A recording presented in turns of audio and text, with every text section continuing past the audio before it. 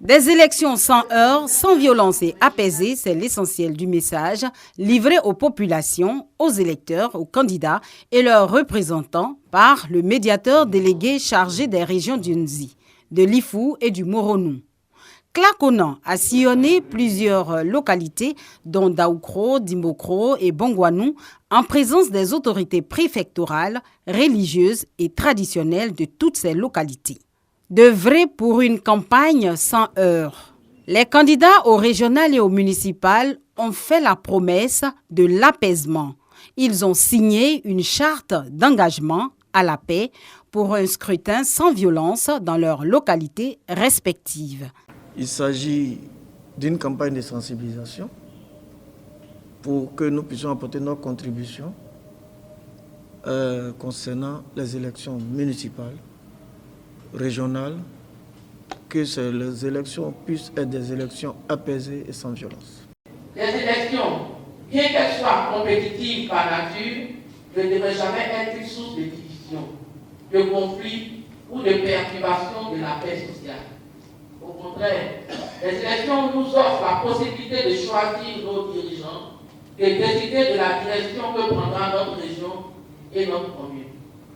La signature de la charte n'est pas seulement un symbole, mais un engagement concret envers la non-violence, le respect mutuel et la tolérance. Les candidats du RHDP, du FPI, du PPACI et les indépendants auront mené une campagne dans le respect de l'adversaire, comme recommandé par le médiateur, délégué et souhaité par l'ensemble des populations. Le vote du 2 septembre sans violence et dans la paix, au nom de la cohésion sociale et du vivre ensemble, une gageure. 6 motocross, du matériel informatique et des splits, des éléments qui viennent améliorer les conditions de travail des forces de défense et de sécurité basées dans les départements de Danané et de Zouaougne. Un don de Clarisse Maï Kayo, cadre de la région du Tonkmi, à la veille de la tenue des élections locales. Une initiative qui réjouit la population principale bénéficiaire. Le don vient à point nommé parce que effectivement nos forces de l'ordre font tout le boulot ici, mais vraiment la mobilité était un souci. Mais avec ce don, je pense qu'ils pourront aller encore plus aisément dans toutes les contrées pour pouvoir assurer la sécurité de la population. Maintenant, nous allons dormir tranquillement comme d'habitude parce qu'il y a des années de cela, nous n'étions pas très bien en sécurité, mais présentement, avec la gendarmerie ici, avec les forces de l'ordre ici, vraiment, la sécurité est bien garantie. Avant, on avait très peur pour aller au champ, mais maintenant, quand les forces de l'ordre sont venues à Bengo ici, on n'a plus peur. On va au champ tranquille. En plus de servir à la sécurisation des élections, ces engins motorisés vont permettre aux éléments des forces de défense et de sécurité de mener à bien leur mission régalienne. Pour la donatrice, présidente du conseil d'administration de la nouvelle pharmacie de Côte d'Ivoire, ce don s'inscrit dans la dynamique de la Côte d'Ivoire solidaire prônée par le président de la République, Alassane Ouattara, tout en mettant en avant la sécurité des populations et de leurs biens. S'il n'y a pas de sécurité, surtout que nous sommes à la frontière, il n'y a pas de paix. Et s'il n'y a pas de paix, il n'y a pas de vie pour nous. C'est pour cela que le président Alassane Ouattara a placé la sécurité au centre de ses actions gouvernementales.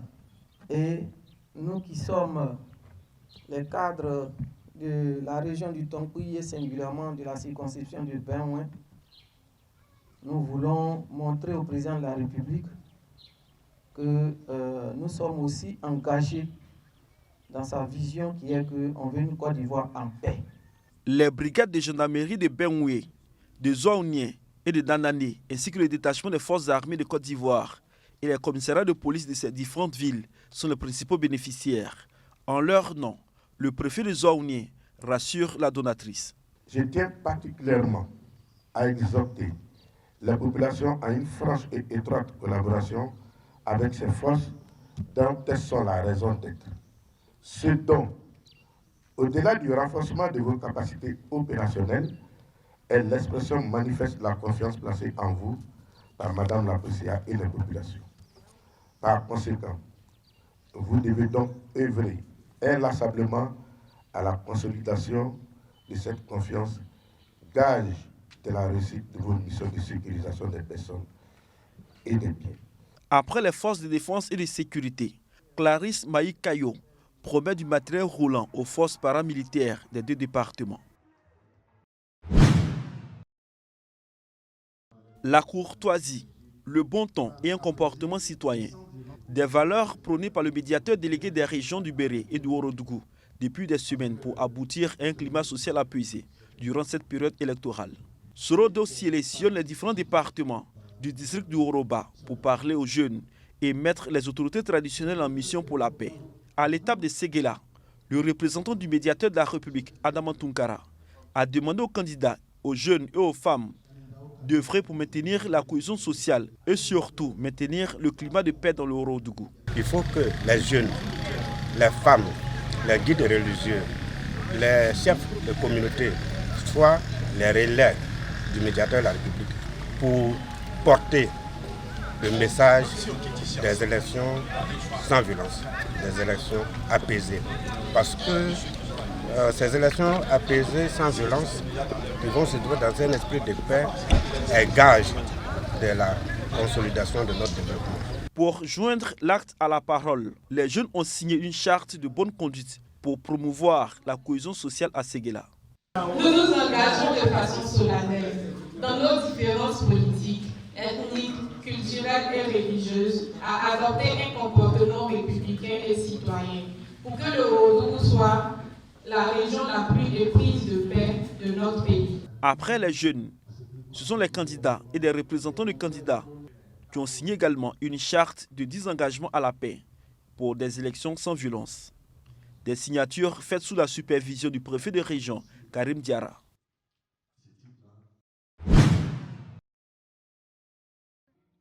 Paul, village situé au pied du mont Nemba, souffre de la déforestation. Les nombreuses plantations de veilla, de café et de cacao, ainsi que la culture de manioc, ont dévasté sérieusement la forêt dense de cette partie de la Côte d'Ivoire.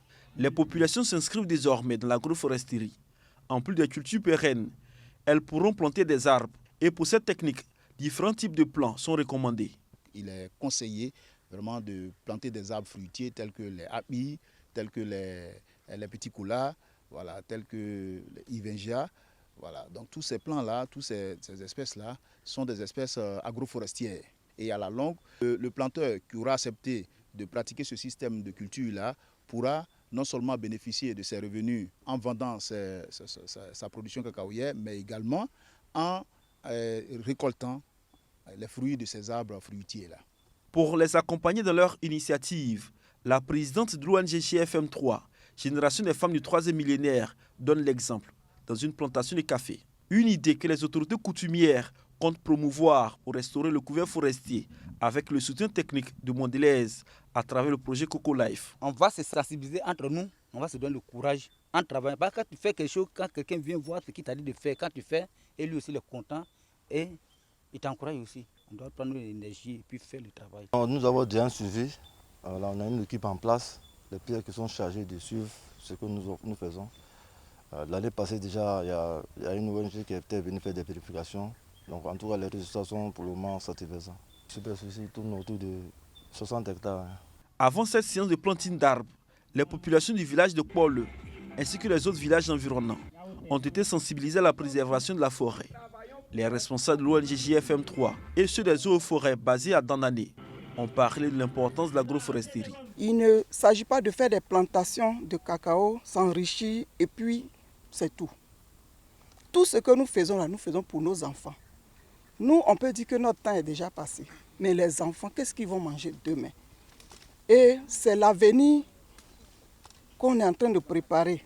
Mais comme souvent, les parents ne comprennent pas. Donc il faut qu'on vienne leur parler pour leur montrer l'intérêt de reboiser leur plantation, de planter du bois pour que la forêt ne disparaisse pas.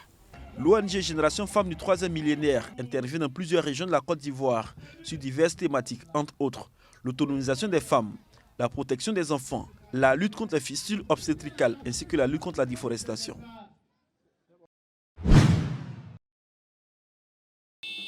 Le riche patrimoine culturel acquis était cette année encore sous le feu des projecteurs à travers le festival Voyez-le, édition 7.